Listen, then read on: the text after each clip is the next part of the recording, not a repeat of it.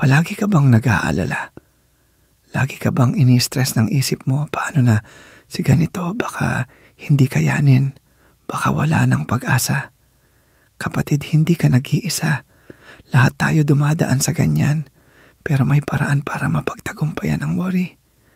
Simulan natin sa 7-day declaration challenge. Ulit-ulitin mo lang ito bawat araw.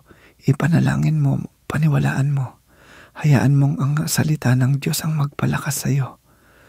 7 araw na deklarasyon upang malampasan ang pag-aalala. Araw 1. Hindi ako mag-aalala dahil ang Diyos ang aking lakas at tagapagtanggol.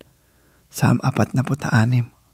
1 day 2. Ibibigay ko sa Diyos ang lahat ng bumabagabag sa akin dahil mahal niya ako.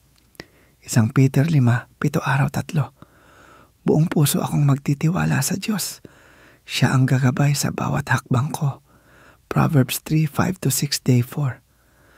Makakahanap ako ng kapayapaan sa presensya ng Diyos dahil siya ang aking pastol.